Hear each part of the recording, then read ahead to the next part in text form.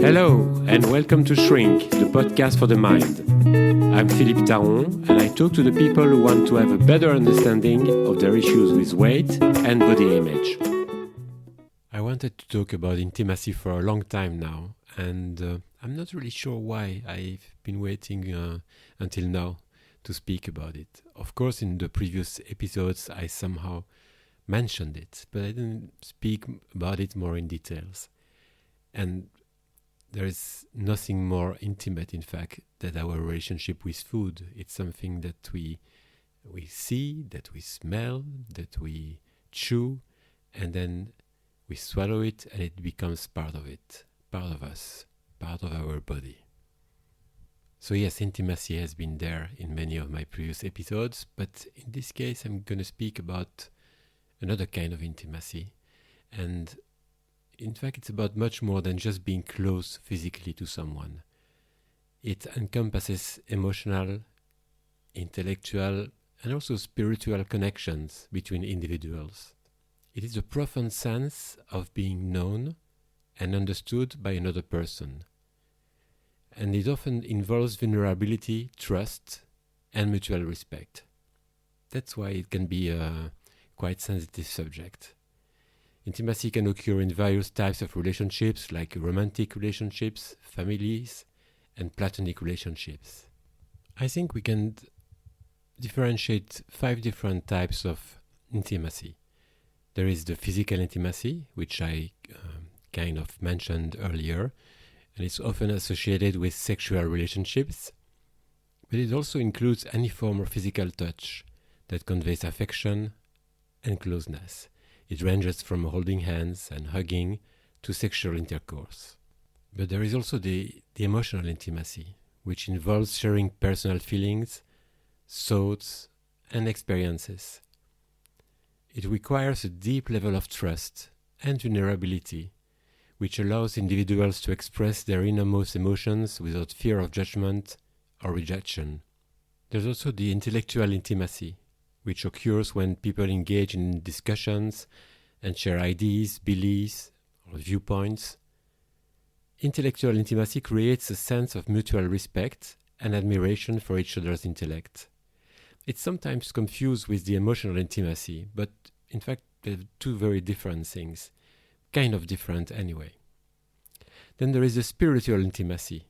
It involves sharing beliefs, values, and spiritual practices. It can create a deep bond through shared faith or spiritual experiences. It's not my thing. I'm probably the least spiritual person I know amongst my friends and family, but I know that intimacy exists, and it's probably a good thing when you have it. And then there is the experiential intimacy. It's something that you build through shared activities and experiences. Let's say when you're traveling together or having the same hobbies or facing challenges as a team. That's another kind of intimacy. So these are, I would think, the 5 main types of intimacy. Physical intimacy, emotional intimacy, intellectual intimacy, spiritual intimacy, and then experiential intimacy.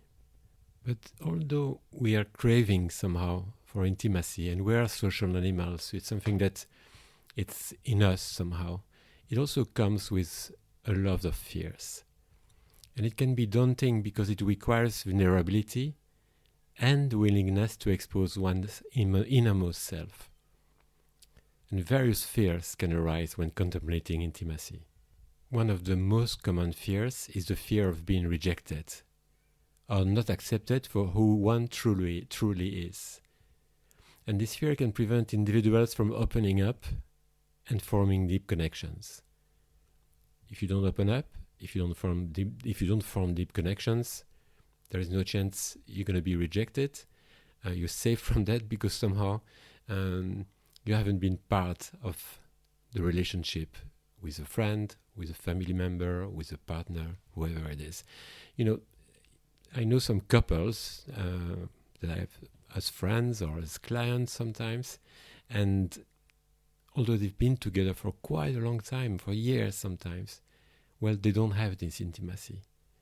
They just talk about everyday life, which I like doing as well, over a coffee in the morning, for example, but they never share more private things. They never share more intimate things. And another fear around intimacy is the fear of abandonment. It's not an easy word for me again. Fear of abandonment. It's the fear that someone close will leave or abandon the relationship, and it can make you feel hesitant to form intimate bonds because you feel like anyway at some point that person is going to go or is going to reject me. It's usually something we get from past experiences of loss or abandonment, and these experiences will intensify this fear. There's also the fear of vulnerability. As I've said before, intimacy necessitates exposing one's weaknesses, insecurities, and flaws. Not all the time, not with everyone, but this vulnerability can be terrifying for many. And so they will be reluctant to form any close relationship because maybe in their past, in their youth, someone used their vulnerability that they've shared. They used it against them. And somehow it was so painful, so hurtful, that they don't let anyone get into it. They don't let anyone get close. They don't share things. They don't share their most intimate things. And you also have some people who fear that intimacy will lead to a loss of their personal freedom and autonomy. They somehow worry that being close to someone might require compromising their independence. And you see that quite often nowadays in the world of dating. It's like, they're craving for a relationship, or someone can be craving for a relationship, but somehow they feel like if they meet someone and if they get intimate, they won't have the same freedom anymore. They will somehow be controlled or manipulated. And of course, you shouldn't lose your independence just because you're in a relationship. You shouldn't lose your independence just because you open up to friends or to people around you. But that's how it can be felt by some people. Some of us who had previous experiences of betrayal or emotional pain can have a fear of being hurt again.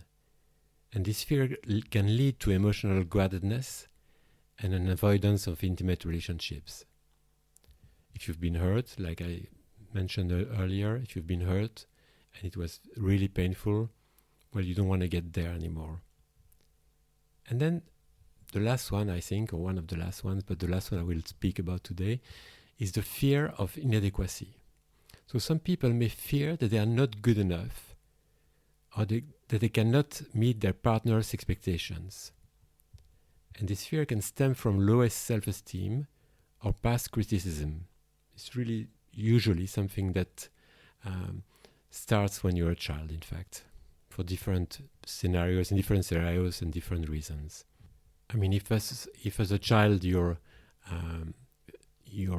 emotions, your feelings, or your views on things were not validated by your parents, and somehow they were making fun of it, or they were telling you, "Come on, don't be ridiculous. That doesn't make any sense," or well, then you can develop this fear of inadequacy, and it's something you can have for the rest of your life if you don't tackle it. I must say, I think it's kind of okay to have a certain fear of intimacy for the reasons that I mentioned a bit earlier.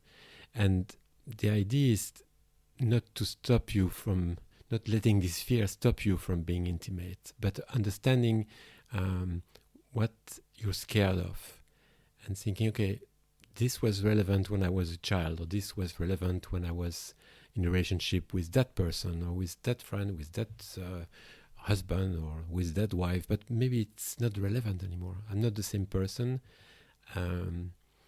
so I can allow myself to be more intimate. And yes, there is a risk that maybe you'll be hurt, but I think there is an even bigger risk not to give it a go, not to let yourself be more authentic and therefore share how you're feeling, even if it's difficult to start with. I really think it's worth giving it a go. And the more you do it, the more you'll feel confident about it, by the way. And being intimate is not only about sharing your fears and your anxiety, it's also about sharing your happiness. It's about sharing the things you're looking forward to. It's about sharing the nice experience you're having or you've had in the past. So it's not always difficult stuff. It can be also good things. But for some people, even sharing these good things is difficult because they've been raised in a family where you were not supposed to be happy, where you're not supposed to show it if you are happy. I mean, maybe you were happy, but you were not supposed to show it because there was something indecent about it. And so, just to be clear, it's not always about fear or about anger or about anxiety. It can be the difficulty of sharing your happiness, your excitement about something, and the memories of good times. So let's see what's the impact of intimacy on eating habits. Intimacy, or the lack of it, can significantly affect your eating habits and your overall relationship with food in different ways. Individuals who struggle with intimacy may turn to food for comfort. Emotionally, eating can become a coping mechanism for dealing with feelings of loneliness, rejection, or inadequacy.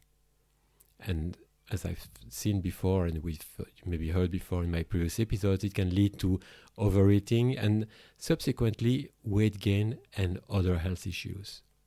And the fear of intimacy can contribute to the development of eating disorders, such as bulimia, anorexia, or binge eating disorder. For some people, controlling food intake becomes a way to exert control over their lives when other aspects, like relationships, feel uncontrollable. How about shared eating habits? In close relationships, partners often influence each other's eating habits. Positive influences can lead to healthier eating patterns, but negative influences can contribute to poor dietary choices.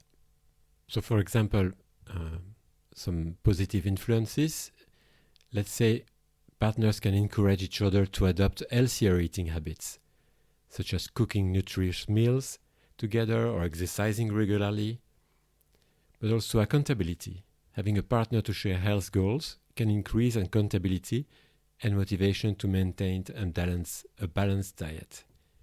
Although saying this, I really think that it's a very personal journey.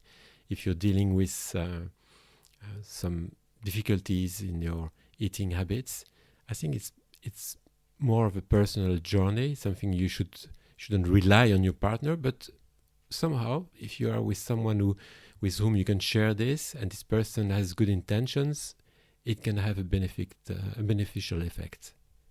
On the other hand, if you're with someone who has poor eating habits, well, it can negatively influence your own eating habits, leading to shared unhealthy dietary patterns.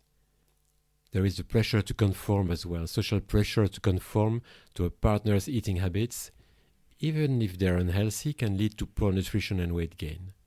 It's not unusual, for example, for some people who don't drink much, if they meet someone, they start a romantic relationship with that person and the other person tends to drink more, well, it can happen. It's not unusual that even if your habit was to not to drink on a daily basis, well, you may be started to somehow start drinking more often, just because you want to conform, just because you want to share that with your partner, even if it's not really you, even if it's not really your thing to drink daily, to drink alcohol daily. Intimacy often involves social interactions, not always, but quite often, and many of these revolve around food, like celebrations, dates, or family gatherings. They usually include meals. So when someone has the fear of intimacy, well, they may avoid these social situations, and that will lead to isolation and potentially unhealthy eating habits. Intimate relationships can be a source of both support and stress. High levels of stress, whether from conflicts or the pressure to maintain a relationship, can lead to stress eating. chronic stress can alter hunger hormones, leading to increased appetite and cravings for high-calorie foods. So you may ask yourself, well, that's not very. That doesn't make it very tempting to open up. That doesn't make it very tempting to be in an intimate relationship with someone. Well, I think it's worth taking that risk. It's worth going down that road and being aware of these things, being mindful, and maybe do some introspection and think, why have I changed my eating habits? Why am I eating this kind of food and I wasn't eating this kind of food before? Why am I drinking more? Without blaming yourself, without, you don't need guilt in that analysis or in this introspection, but more understanding what's really going on, what's really at stake. And the idea is not to blame the other person, because most of the time they won't be the one telling, oh, you should eat more, or you should drink more, it's so good for you. No, it's something which somehow develops in a very quiet way in a relationship. Again, in a romantic relationship or with friends. I have, for example, noticed that when I'm with some of my friends, I tend to eat more, or to be tempted to eat more. But because I know what's going on, I know why somehow I'm more tempted to do it. In my case, because let's say if someone is a big eater, let's say, and loves eating a lot of food, well, there is a sense of closeness. If we share that, if we both having a lot of food, it's like we're close, where there is some sense of togetherness. So it's about understanding what's going on, but not falling into that trap. You're the one who, nobody has set that trap for you. You're the one who wants to be accepted, to be recognized, to be close. And you're the one thinking, well, in order to be like that, I need to conform to the eating pattern of that person. I need to eat or drink like that person does. But the other person, most of the time, is not asking you to be like that. So it's about, reminding yourself, well, I'm a good friend. I'm a good person. It's nice to be with me. It's nice to spend time with me most of the time, because I can be grumpy sometimes, or I can be sad. I'm not always an entertainer. But then it doesn't mean that I've got to eat or drink like my friend or my partner does to be close. I can still be myself and eat healthily and stop eating when I'm not hungry anymore, and still keep that level of friendship or love. Emotional eating is a common way people cope with their feelings when they lack intimate connections. Like I said, it's somehow a connection with yourself, because you put that food in your mouth. I've explained how intimate it can be. And it involves consuming large quantities of food, usually comfort foods, in response to emotions rather than hunger, in fact. So what are these triggers to eat emotionally that can make you eat emotionally? Well, there is loneliness. If you don't have close relationships, you may feel lonely and turn to food for some kind of companionship or comfort, or both. There is rejection. Experiences of rejection can lead to someone emotional distress, which again might soothe with food and alcohol. And then there is stress. Intimacy issues can cause significant stress, leading to increased cortisol levels, and these can trigger cravings for sugary and fatty foods. As a reminder, let's have a look at the cycle of emotional eating. First, there is the emotional trigger. An event or a feeling, such as a fight with a partner or a feeling of inadequacy, triggers negative emotions. That's when you start eating for comfort. You eat to numb these emotions, often choosing high-calorie, sugary or fatty foods. There is then a sense of relief, but it's only a temporary one. The act of eating may provide a relief, but it's not one that will last. Of course, you won't be in touch with your emotional pain, but then the next stage is usually guilt and shame. After eating, You may feel guilty or ashamed of your behavior, and that will lead to more negative emotions. And that's how the cycle repeats. These negative feelings can trigger more emotional eating, creating a vicious cycle. So many people feel trapped into that pattern. It's a pattern you can get out of, but first you've got to acknowledge it. You've got to be aware of that pattern, understand where it started, when it started, and why. So what are the strategies for managing intimacy fears and healthy eating? I think it starts by building trust. Establishing trust in relationships can alleviate fears of rejection and abandonment. And it makes it easier to form intimate connections. Then there is therapy and counseling, of course, which is what I do. I think you know this by now. Also, mindful eating. I really believe that practicing mindful eating can help you in many ways to become more aware of your eating habits and the emotional triggers behind them. So building trust, not easy, and you've got to take that risk. You've got to go for it. Therapy and counseling, not that easy either, and it comes at a price, financial price, and it takes some time as well. And then mindful eating. Mindful eating is something you can develop at your own pace, and it has really shown, and there's a lot of studies to back up this, that it can really help in managing your eating habits in a much better way. And then, of course, there are techniques such as meditation. By the way, I don't think meditation is for everyone. There's been a very interesting studies quite recently showing that it can have negative effects on some people. So meditation can be a great thing, but you have to be in a good place in order to do it. There is yoga, there is exercise. There are all kind of ways to reduce your stress levels and to mitigate its impact on your eating habits. And then support networks.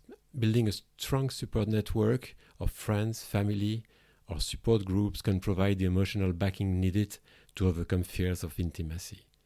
I know that one of them is called the Overeater Anonymous. I've heard quite a good things about them. It's free. I think it's completely free. So that could be something that you might be interested in. So yes, intimacy is a complex and multifaceted concept. It plays a significant role in human relationships and individual well-being. The fears associated with intimacy, such as rejection, abandonment, vulnerability, loss of independence, and being hurt, can have profound effects on your mental health and your emotional health. These fears can also influence your eating habits, leading then to emotional eating, disordered eating, and changes in your eating patterns due to social influences and stress. That's why understanding the interplay between intimacy and eating habits is crucial for developing effective strategies in order to manage both. By addressing fears of intimacy through trust building, therapy, and support networks, individuals can foster healthier relationships and improve their overall well-being. Additionally, I would say that mindful eating and stress management techniques can help mitigate the impact of emotional distress and promoting a more balanced and nutritious diet. Again, it's something which takes time. And sometimes it's scary to address these things because somehow we found a way to cope with them. So in summary, intimacy and eating habits are intricately connected, and addressing one can positively impact the other. So yes, it is scary, but I truly believe that by embracing vulnerability and fostering meaningful connections, well, you can overcome these fears of intimacy and then develop healthier relationships with both people and food. And when you get there, it's an amazing place to be.